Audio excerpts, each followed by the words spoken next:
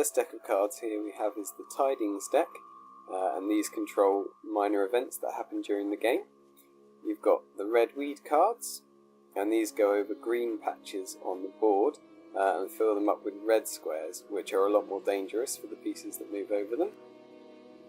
You also have the stop press cards, and the stop press cards trigger the next headline event. You also have tripods here, and trains, and dispatches, and that little blue ray is a tripod movement. That sends the tripod to another location on the board. These are the headline events. As you can see, they're numbered 1 to 8, and you work through them in that order. So they start off with the first event, which is the coming of the Martians. And on the bottom right here, you can see you have a list of instructions. This directs you as to what to do. It's the same on all the others. You also get this nice little newspaper article that you can read through. It gives you a bit of extra fluff. This one's a particularly nasty one. And once you've worked through all these, then you get to the 8th one, which ends the game, and then you score points at that point. These are the character cards. You've got 4 coloured sets of 5 cards each, and they match the colours of the counters. They've got green and orange. And on the back of these, you can see they've got little portraits with the characters that you can use. There's the artilleryman, and the lieutenant, and the slender lady, and the curate, and the journalist. And they're all the same, so everyone gets the same set of 5 characters, and you use those to influence the Tidings deck. They're pretty much your only means of doing that, and once they're gone, they're gone. These are the playing pieces, so they're coloured and they match the character cards. There's black, and white, and orange, and green.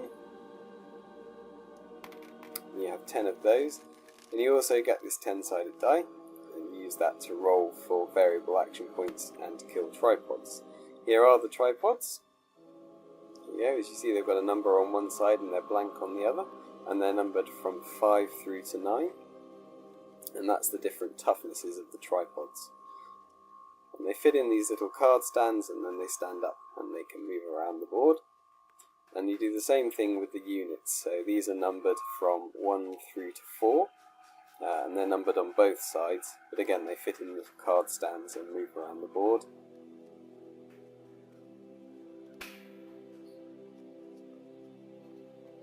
And the difference between the two is the number that you have to roll to take them out. So if we have a look here, we've got a number 7 tripod, and we dispatch a number 3 military unit next to it. The difference between 3 and 7, so that's 4, is what we would need to roll on the die to destroy it. There's a 4. And then that would kill the tripod, and the tripod goes back to the side of the board, and you claim the military unit, and you count it up at the end of the game. Now if you have a tripod on a location, and you dispatch a military unit to that location, it removes the tripod, but you don't get any points for it, and the military unit also disbands and goes back to the side of the board. If there's a military unit on a location, and the tripod is told to move to that location, then it scatters the military unit and the unit goes back to the side of the board, and the tripod stays where he is. And these are the little counters you get. You get chance counters, which have a question mark on one side. On the other side they have these, which are carriages, which are a good thing. Or they have these, which are cylinders, which mean that there's a Martian going to be landing very nearby.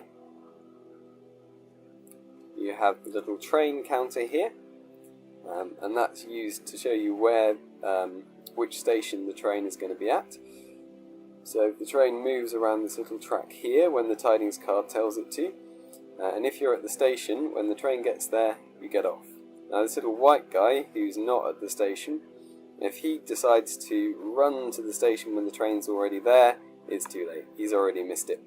And he's got to wait for the train to make it all the way around the board, It's up to there, and there, and there, and there, and there, before he can escape again. And it's quite unlikely that that's going to happen, because this happens. These are discontinuance counters, you can't really see that properly there, but they go on little locations when they close.